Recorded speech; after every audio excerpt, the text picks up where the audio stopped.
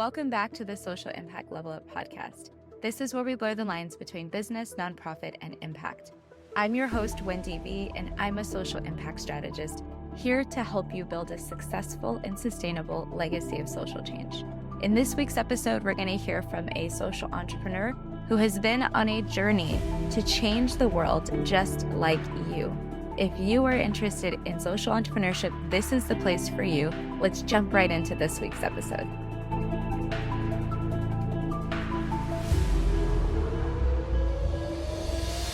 Hi, everyone. Welcome to another episode of the Social Impact Level Up podcast. I am excited because I have one of my new friends here today. Kerry Tottingham is going to tell us all about how she is the co-director of A Brilliant Thing and how she brings people together around social impact. So let's jump right in and ask you to introduce yourself. So you'll do a better job than I will, I'm sure. So tell us a little bit more about who you are and how you make an impact. Lovely. So hello, I'm Kerry. I live in the UK and I have a community interest company. So basically a social enterprise that we offer consultancy and coaching to public sector teams, so local authorities and charities and other social enterprises. And we also work with purpose-led businesses. And all of our work is about creating an impact. It's about doing brilliant things in the world. And we believe that if you want to do brilliant things, then you need some great strategies, some really human-centered strategies where you're involving and looking after your people, and also a great culture. So that's thinking about everything that isn't what's written down. And so how you walk through the door, what's on the walls, how you interact with people, behaviors, personalities, all of that kind of stuff. So we generally work around projects that are maybe something like trauma or economic insecurity or kind of big social problems in the world. And we'll collaborate with public sector teams, charities, communities to try and find ways to solve those problems together. I love that because it is a multi-sector approach to bringing together, very important stakeholders, but also making sure that the organizations themselves have a strong culture to do this work. And it seems like a brilliant strategy, to be honest. Yeah, and it's taken a while to get there. It's taken a while to really. We had the name really early on. So Brilliant Thing was the name. And to tell you a bit of a secret, A Brilliant Thing was born out of someone saying they didn't want to see any more brilliant things. And actually, so the name came first. And then when we really boiled down, what does that mean? What does it mean to do brilliant things in the world? And by brilliant, we mean kind of change. So things that change something for the better for a person, but ideally for a community, place, a group. And yeah, combining those two things, so your strategy, your plans, and your culture and people means that it's kind of creating that fertile ground for those brilliant things to grow. Yeah, and I love that we came together through a group that is a set of social impact strategists. So a lot of us focus on strategy. I also focus on strategy, and it sounds like our businesses are so aligned that I love the way that you've approached this. And in thinking about the strategic planning part, what have you found in working with clients and explaining to them that a strategy is necessary in order to be successful? Because I think in my experience, I've seen a lot of people just jump in without really having a strong strategy to lean on in order to get to where they want to go. Yeah. So we call strategy dream scaffolding. So the dream is the social impact that you want to make, that change, that difference. And the scaffolding, the stuff that holds it up, is the strategy. I think a lot of people think that a strategy is a set of instructions. And whilst you need a set of instructions, you also need a plan for how all of those components are going to work together to be able to carry out that set of instructions. So explaining in that kind of language is great for working with organizations that maybe their strategy might not be set within their team. Their organization strategy might be set higher up or in a different place. And actually, the strategy needs to be tangible and relevant and visible at all levels of the organization. Otherwise, we do just get into that place where we're following a set of instructions and it can impact the culture then. So it can feel like monotonous or lack of purpose, those kind of things. So the process that we use to get there is we often use design thinking. So this is a innovation methodology. I'm sure you've used it. It's really adaptable for lots of different situations. It's often used in tech and big pharma and transport, but actually works just as well in communities or in small projects or around health-based projects, that type of thing, because it really involves the person that's going to impact by the solution that we're trying to create or the change. The person who's going to benefit is involved right from the heart of the design. So we lead people through a design thinking process in order to create their strategies. And it goes really nicely with another approach that we use, which is called co-production, which is when we make the thing with the person that's going to benefit from the thing. So the beneficiary or the end user is also the designer and the maker and the facilitator of the end solution, which might be a service or a product. So yeah, we use a bit of metaphor and then we use a really solid process to get there. But it is a nice way to explain things to people who might think, "Oh, well, this doesn't apply to me," or this, agile sort of design thinking is really Mhm. focused in tech, but not necessarily in social services sector. So it is a great adaptation, and thank you for explaining that to folks because I think in America, we tend to, we're not maybe necessarily so good at inviting people on a shared power level to create solutions with us. And Mhm. sometimes it's we're doing too, and maybe even doing some harm in that process versus inviting people in to be part of the designer of the solution.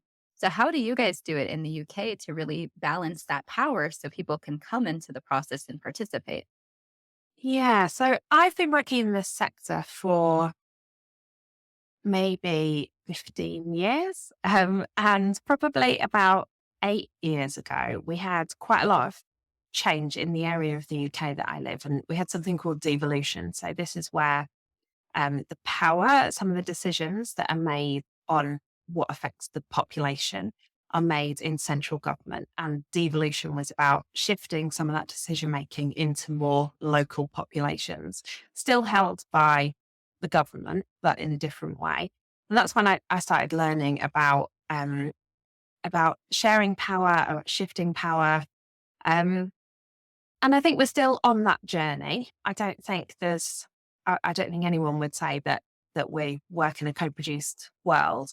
However, I think there is quite a lot of understanding around the solutions can be found closest to the problem.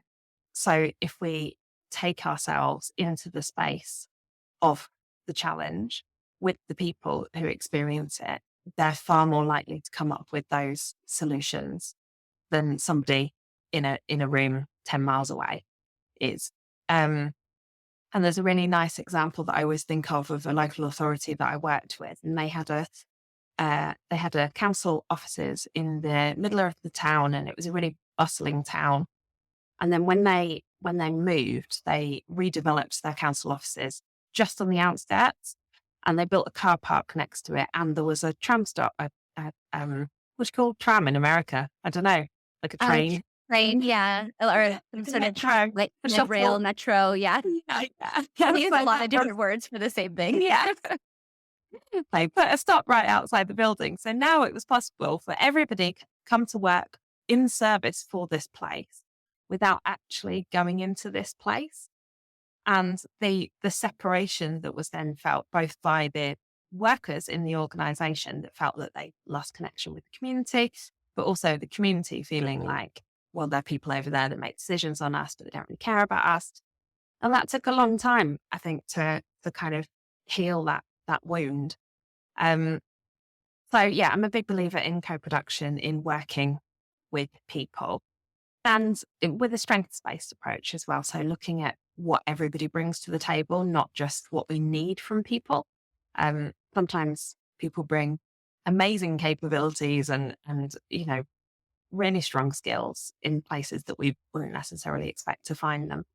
So yeah, big believer. Yeah, it's so fascinating that you guys are so much further. I wouldn't say ahead, but just in the direction that I think is the right direction to go because you do want people who are experience have the lived experience day to day of these social issues that are impacting our populations to be able to come back and have agency and to give their thoughts to the process from their lived experience. And I think we struggle with that a lot in America because our systems are just not built in necessarily the most transparent way. And Um, that idea of listening to the population and then addressing their concerns is still a bit novel here. And I think that people have tried it through things like community participatory budgeting or uh-huh. even different ways to do, evaluation. And it doesn't always I think people don't always buy in that they need to take the extra time to do this work in order to change their Yeah. system.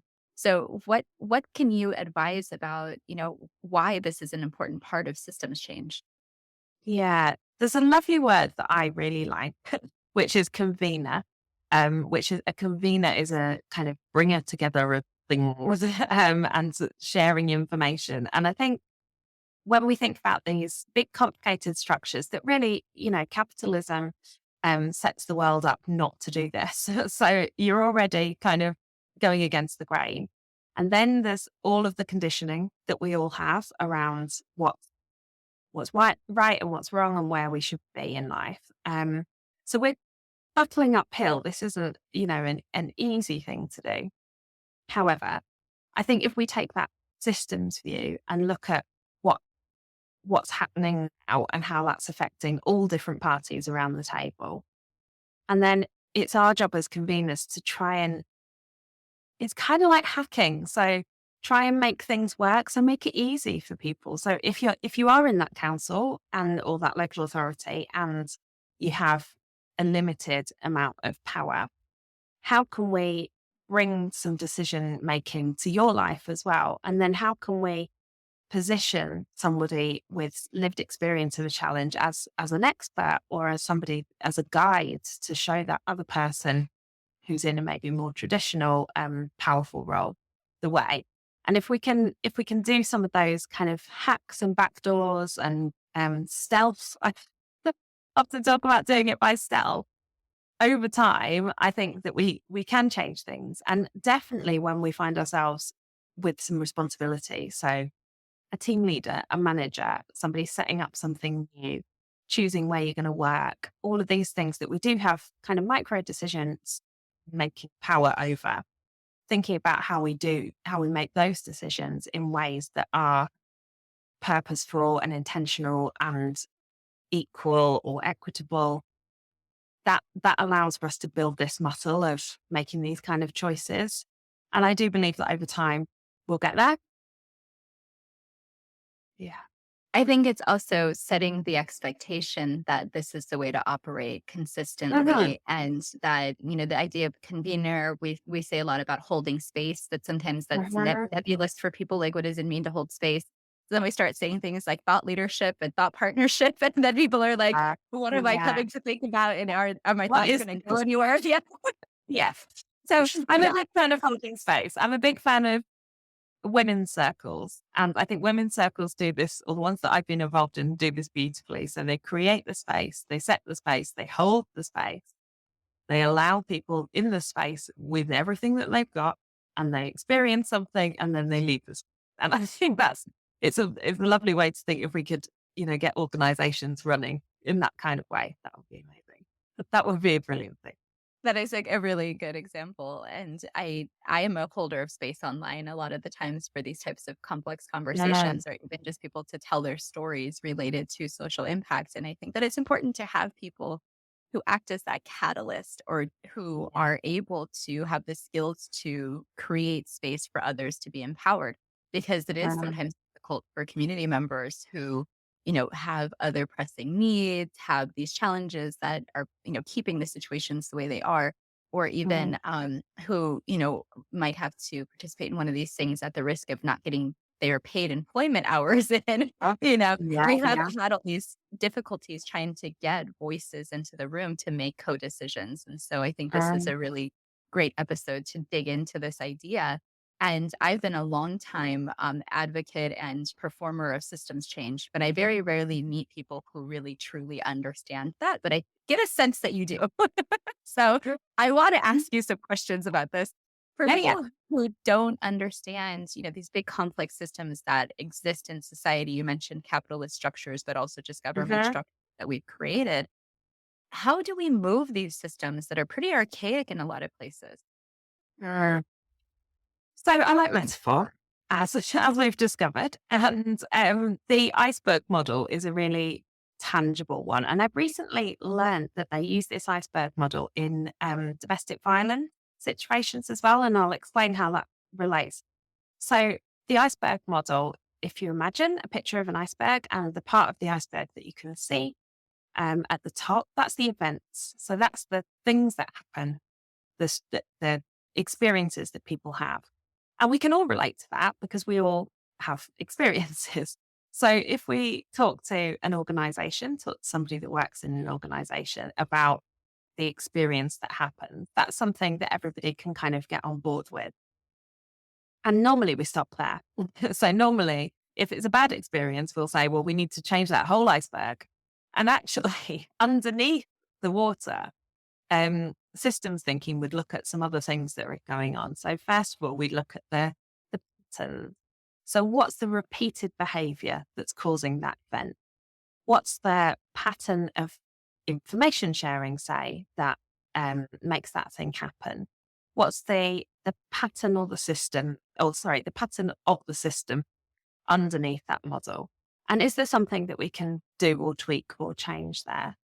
And then we go even deeper into it and we start to think about the systems and processes. So the systems and processes that are holding up those patterns. So if it's a behavioral thing and we have, say, a pattern of bullying in an organization. So we have the bullying is the event. The pattern is that it happens many times. The system underneath that might be that actually we don't have any HR processes.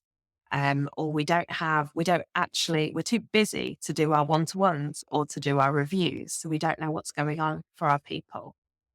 And then underneath that, right at the core, is the values. So it's the values and the ethics and the principles and what we stand for. And if actually we're an organization that stands for growth or stands for money making and doesn't stand for anything to do with people, then it's likely that that event at the top will happen, that event of, say, bullying. Um, so that systems view takes into account all of those different bits. And within organizations, we can then start to look at other layers. So what does our governance, what our policies and procedures, what do they look like? Do they align with our values, with our ways of working? And then we can look at our team management, and then we can look at our delivery of our work and all these different elements. So we start to build up this kind of big multi-layered picture of who we are as an organization. And it feels really 3D, or 4D, or, it feels multi-dimensional. It doesn't feel like a set of values on a wall anymore. And then we can see where all of the opportunities are for change. And there's so many, which is a great thing for people that want change. And, some people find change harder. So there's some and support stuff there that needs to go alongside any kind of radical change. So yeah, that's how I'd kind of describe systems thinking and a systems thinking approach. But I think that model, that iceberg model, is a really good entry point. And the domestic violence, so I was working with a charity recently. We were doing their team away day, and we were talking about systemic issues within their organisation. And they were telling me that they use that model, or the picture of that model, to talk to a woman. They were a domestic violence charity. Talk to a woman about the situation that she's in, and the event might be, some kind of incident, and then start to have that conversation about, well, what are the patterns that are leading up to that? Which ones are in your control and out of your control? What are the systems? So what are the things what are the processes happen underneath that? And then what do you really want? What are your real values here? And actually it opens up that conversation for I guess, that intentional choice making. Um, so two completely different ends of the spectrum, but I guess that systems view is useful in both. No, it is, and I love how you've given a really great example of how even one, type of social services or social programming Mhm. can look at this model and say, "I'm gonna apply it here to the problem I'm trying to solve of domestic violence or homelessness," or Yeah. whatever it is. But it's, really about the micro patterns and Mm. the actions that take place by the people who, because we know systems are made of people, right? And they're made of Mm. decisions and processes and policies and all of these inputs, but we often think of them as one big structure and don't Mhm. break them down the way that you've described. So I just really appreciate your perspective and the word choice that you've given us of people being able to see that it's more than just a big blob of things that are going wrong. Yeah. Y Yeah. The thing to take away is there's loads of opportunities for change, and not all of those have to be massive shifts. But if we can do that incremental change, adapting some processes, adapting some systems, then over time we can move to where we want to be as an organization or as a society, I think. Yeah, because I think people don't realize how many systems we interact with a lot of the times. I mean, in America, we have things like the child welfare system. We have Mhm. the, most local governments are made of a set of structures that are their own systems, Yeah. schools or, transportation, like you mentioned, all of these different things. And every one of them could probably do better. And every one of them could Mhm. probably do better in power sharing with the people they serve. And so a lot of the things that you mentioned, I'm like, wow, imagine if we just like did a really radical revamp with this Yeah. approach Yeah. then. Yeah. And I think, the world changes, right? And people change. People change every single day, and the world changes every single day. So our systems that we or our systems that we set up aren't they're kind of only good for now. So if we instead embed a practice of taking a systems view at every decision point or at particular times in the year, or and get really used to adapting based on that systems view, I think we're more likely to have things right, to have the right systems, or to have the systems that actually help people rather than have people trying to fit into the systems. Yeah, and I think we see sometimes systems as very rigid structures that are not designed for, and I say this a lot, they're not designed for the people that they serve or the people that work in Mhm. them to thrive. And Yeah. when you're looking at the perspective of not only the people who are being served, but also the people who are doing the serving, a lot of the Uh, problems that we have are because of worker burnout, the uh, way that the workers are expected to do their jobs or the resources that are given. They can sometimes result in some really massive problems in a system. And so, yeah. we need to Yeah. look at it from both perspectives. And I don't know if you've ever encountered that too, where it's not only the people that are being served who need to be empowered, but also the people who are doing the work. Yeah, absolutely, all the time. So part of our work is coaching. So I really love doing team coaching. Um, but we do quite a bit of one-to-one coaching as well. And it's often where the system's not serving the people, or or other people in the system are not serving the people.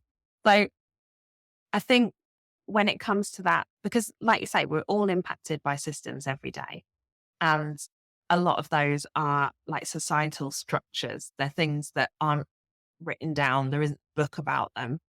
And if you have a different experience from the person who made that system, then it's very difficult to then um, take that empowerment battle and feel that you can change things.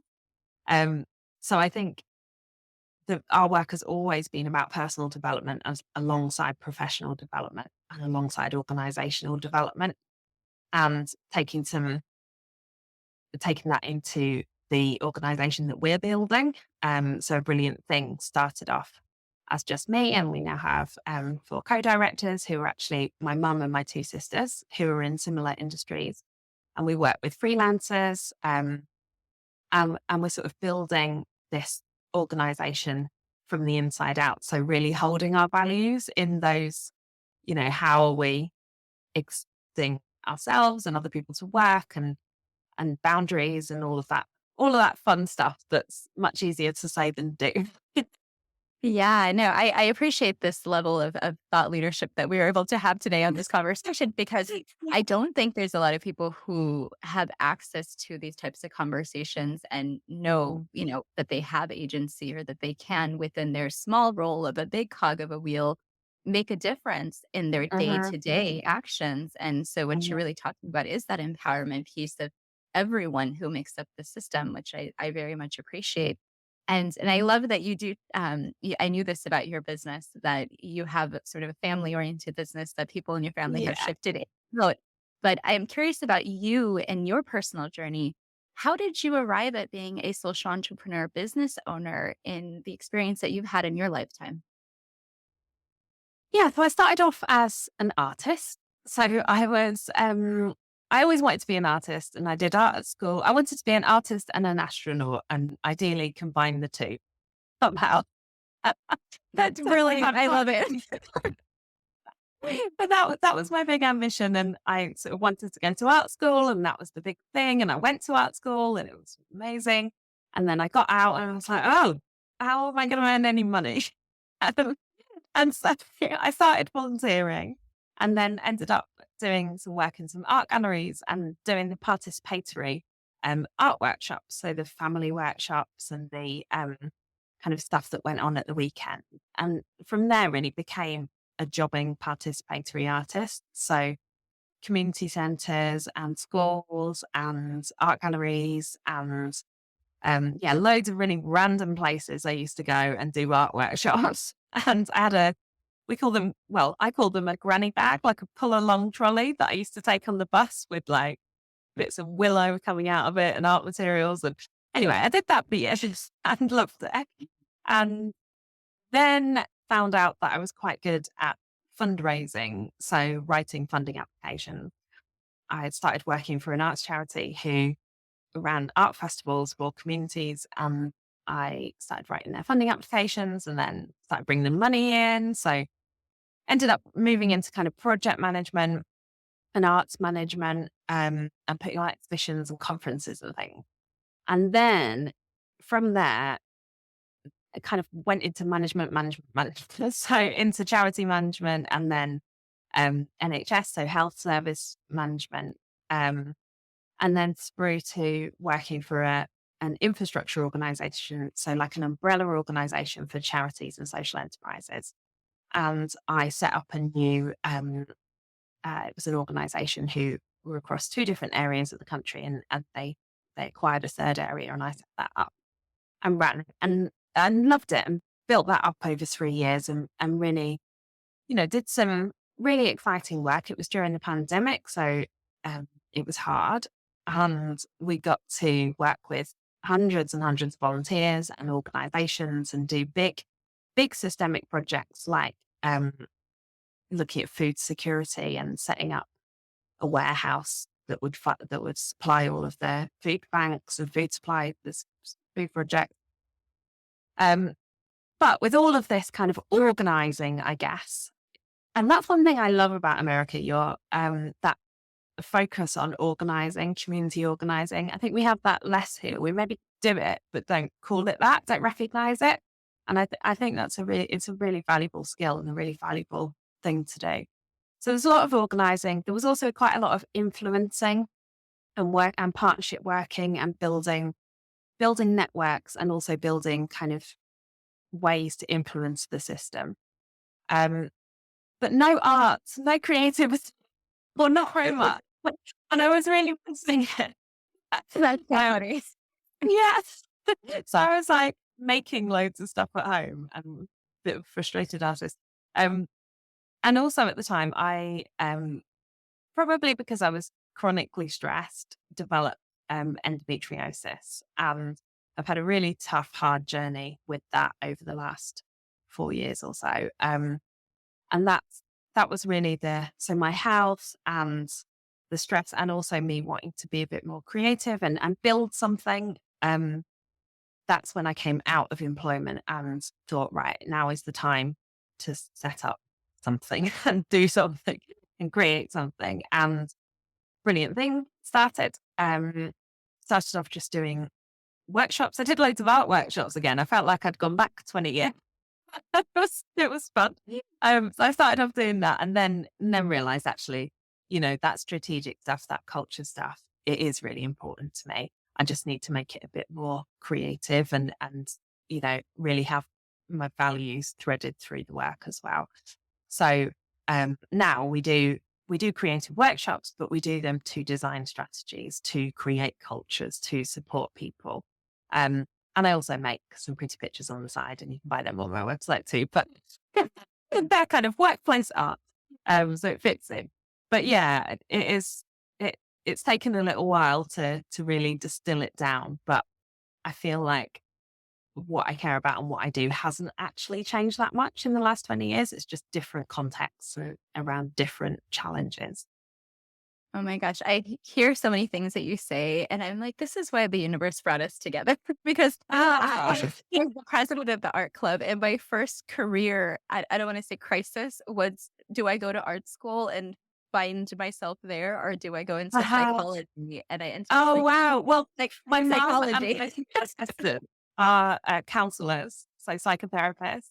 And my other sister works in HR. So we're all and the project that I ran, the sort of first big project that I ran was called Arts for Wellbeing. So it was all around mental health and creativity. So yeah, definitely on the same page. So I ended up in mental health, right? But then Oh, okay. that's right. I ended up mental health policy for years in the government.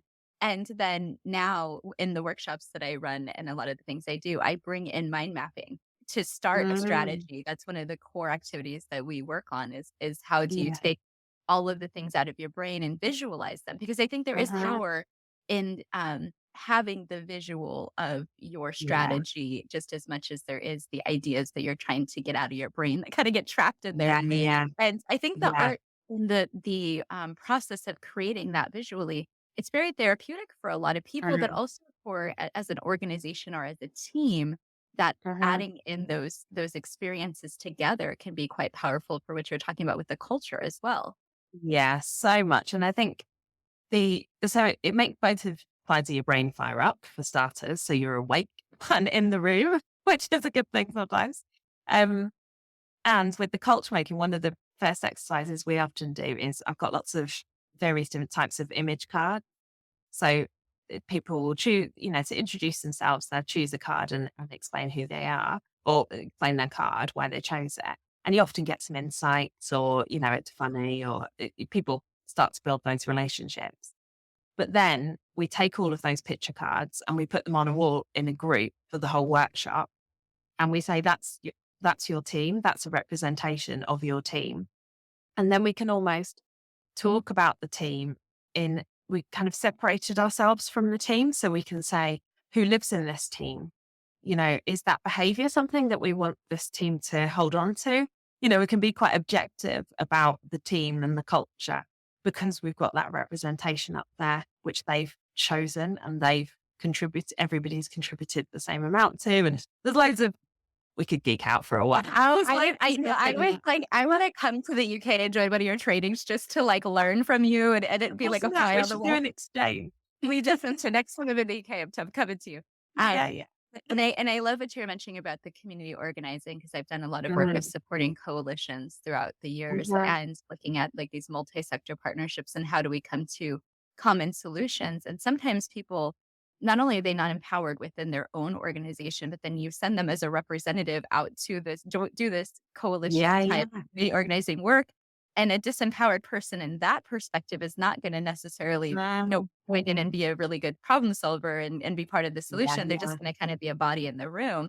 So I think it all wraps up together in my head of how can we really make sure that we're getting the most out of these structures that we've created to do Uh-huh, this work. And coalitions uh-huh. are a very powerful one here in the US. And I don't know if do you guys do that type of community organizing? Yeah, so we have, like alliances. I think it's probably just the wording.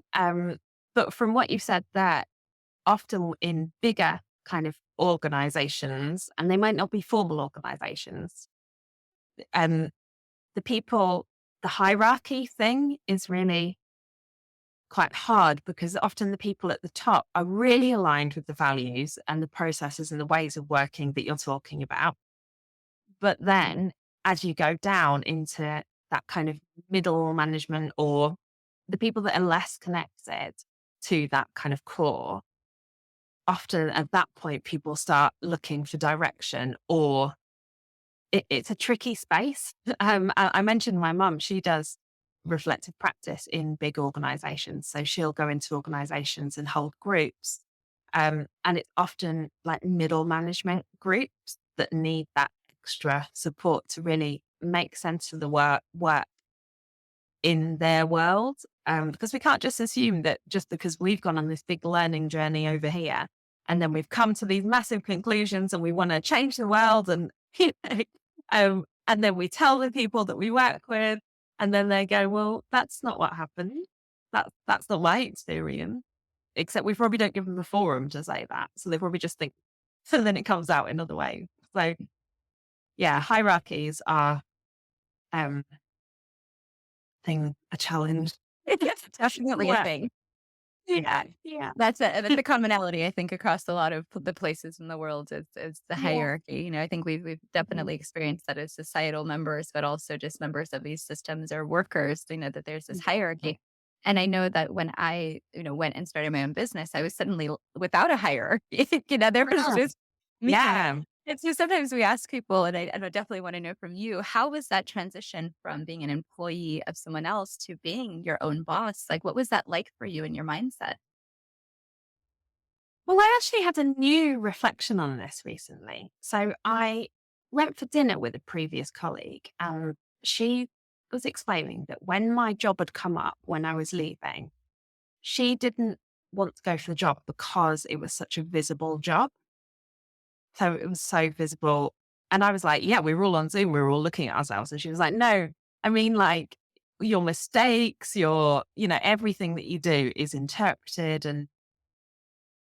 And so that was quite a new realization for me because I thought, yeah, actually, one of the things that I have enjoyed about building my own business is um, being more intentional about when I'm visible and what I'm visible about, and really owning my voice around what I believe in and kind of threading that through what we're doing. Um, so at first it was just me, and I quite liked that after being very, very accountable and very, very kind of in relationship with what felt like hundreds of people. And also people could get to you because they could come into your house at any time or your bedroom or, because you're all online. Um, so I think that was the first shift. And then over time, I've really missed having a team. And what I've missed is the collaboration opportunity. So the team that I used to lead in the job that I left, um, we'd built it in a really collaborative way. So we built it by taking a challenge and working out in our roles and through our perspectives how we could unpick that. And I'd always really loved that kind of coaching element of leading a team. Um, I can't lie and say that actually it's the admin part that's also something. But as kind of time's gone on and we're building in a lot more systems and processes, and I know you've talked about this as well, and the kind of behind the scenes stuff. Um, so doing that all yourself can be a challenge. But I also find like sometimes I make a really good spreadsheet and there's no one to tell if I And you're looking at them, somebody celebrate with you. This spreadsheet is really good. or like I join up some bits of online software. Like I am passionate.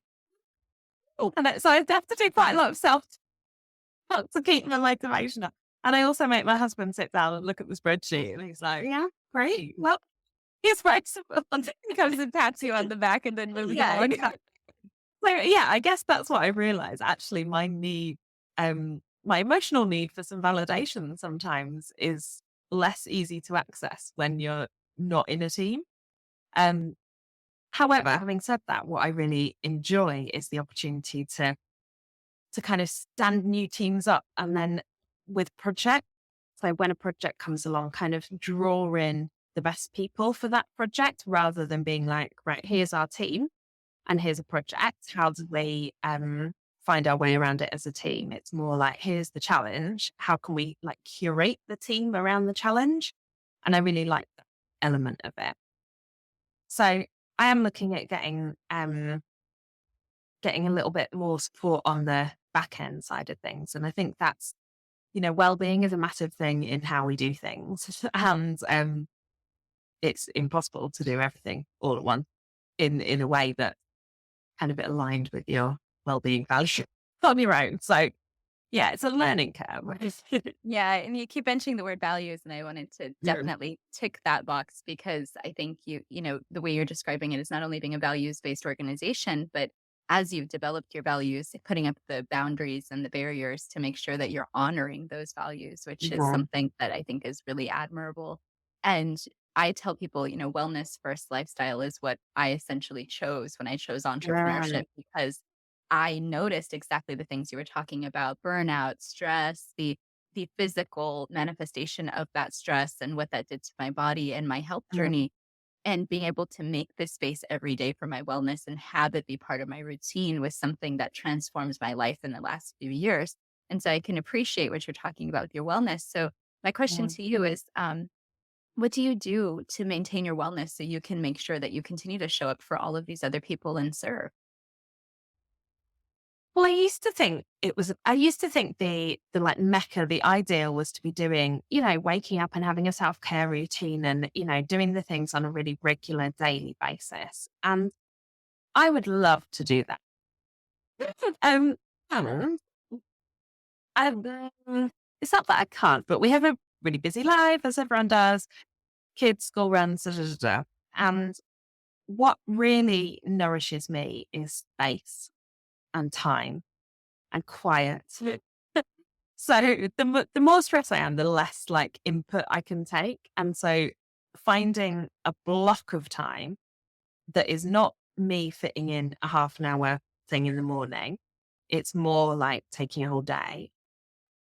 That really works for me. So I try and organize my time in 3 chunks per day. And I try and sort of theme each chunk. So I'll try and do, you know, different, I'll try and do all the same type of tasks in one chunk, so that my brain's not having to switch around all the time. So I really like that person, time blocking and all that.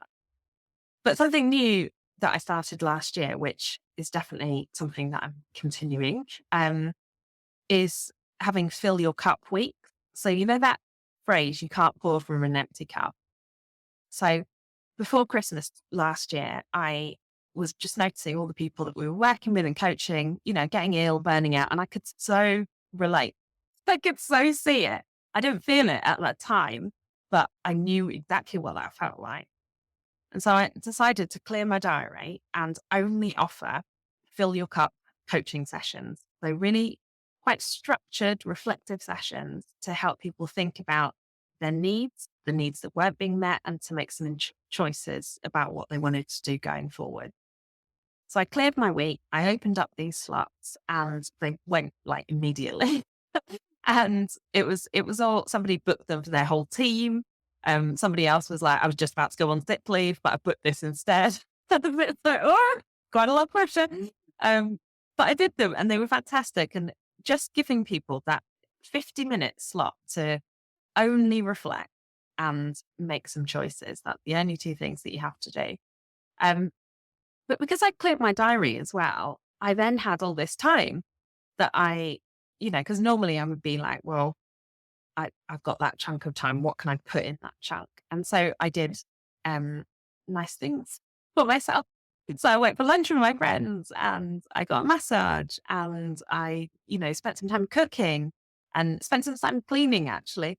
They're not necessarily, it wasn't all baths and candles, but taking that chunk of time off on a quarterly basis and then trying to do some stuff around how I manage my time as well really worked for me rather than trying to kind of live up to this standard of like yoga every day and, you know, green juices and everything else, which I love sometimes, but sometimes they go out the window and yeah.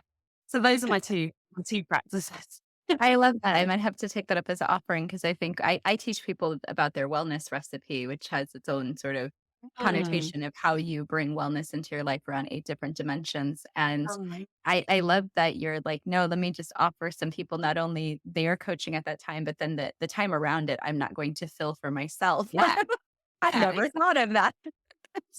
So I know, right? And I think because it's quite different from because a lot of the consulting work and the coaching work is groups. We do some one to one, but it's mainly groups or partnerships or whatever. And actually having that really focused time to one with people. I mean, it's really helpful for me as well to really understand what challenges are coming up for people and try and adapt my offers to meet their needs. Um, but there's also something really enriching about listening to others and spending like really quality listening time with people. That's actually quite nourishing for yourself as well. Um, as long as you're also filling your cup, getting that in. yeah, and that's why we kind of bring that in to this podcast and to the Mhm. content that we create around this concept of showing up to serve other people because you can't serve from an empty cup. And I think so long when you're in social services jobs, particularly, you're constantly expected to just keep depleting the cup and no one's Er, asking you to refill. There's no yeah, structure to help yeah. you refill. Right. So Yeah, so it's systems view, right? There's no pattern and there's no structure. So whilst might have an organizational value around wellness, and the event is that people are still burning out. So this isn't structures, people. exactly, exactly. This is such a rich episode. I'm really excited that we did this. And Yeah. then there's so much in this idea of, as you make these choices for your life and what your passion is and aligning with your values, that you can choose another way to live, right? You don't Mhm. have to consistently stay from the perspective of depleting and, Mhm. continuing to burn out and go through that cycle. And so I really, really appreciate what you're saying. So the last couple questions I had for you are really around you and how people can connect to you. So who would, want to come to you for services and how do they find you? How do they connect to you either online or where do you want people to find you if they're interested in what you're doing and they want to learn more or they just are interested in working with you even? Yeah, so our website's the best place to go. So I'm sure you'll pop the link below, but if you just Google A Brilliant Thing, it'll come up. And you can connect to all other like social platforms on there as well. And there's a few different ways that you can work with us. So first of all, organizations can book team away days, team coaching. If there's a particular piece of design work, like strategy design or a service design, we can support with that. And the best way to do that is to just book a one-to-one call. So book an introduction call and fill in a challenge form together. And then we come up with a proposal. And then if you're not quite at that point, or if you're more an individual who's connecting in with the work, we have some online products. So we have some email series and some online courses that you can buy, which are all to do with culture making, to do with setting things up yourself, that kind of empowerment stuff that we've talked about, but also that strategy design and learning a little bit more about that. And if that's not where you're at, then our journal it's got some really interesting articles on there about how we've moved through all this in the world and the different perspectives around some of the things that we've talked about today. So have a good little explore around the website and you'll find what you need. I am definitely going to go peruse and we will have your website in the show notes so people will be able to link to it. And just a clarifying question, if people are Mm. not in the UK but really liked what they heard, you do serve people outside of the UK as well, right? Yeah, so we work online a lot of the time. So a lot of our organizational development work is online and we do that across the UK and outside of the UK as well. And one-to-one coaching can be booked online. And then obviously the products and things you can buy and use wherever. But I'm really coming for one of those art workshops. So Yeah, I'm very yeah, I interested know. in. There is something that I do a lovely workshop online, which is about using one piece of paper. So it's a whole workshop using one physical piece of paper and we do it online. And it's a really nice way of bringing some creativity into that online space, using something that we've all got probably hanging around. So maybe we'll do that one. Yeah, at the very least, I need to get some fix here because I'm really Yeah. intrigued by what you're doing.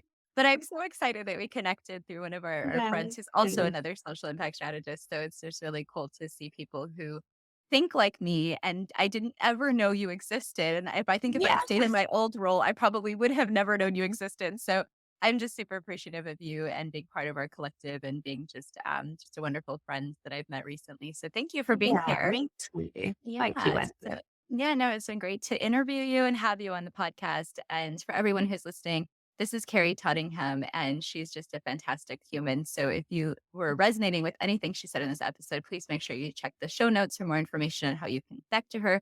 And we'll be back for another episode of the Social Impact Level Up podcast soon. Thanks, Kerry. Thank you. Bye. Bye.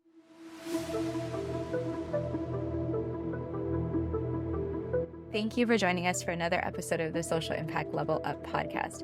It's been awesome to interview today's guest, and I hope that you leave inspired to take action. If you're looking for any of the information we spoke about, it's probably down in the show notes. Make sure that you're checking them out and you're clicking on any of the links that seem exciting to you.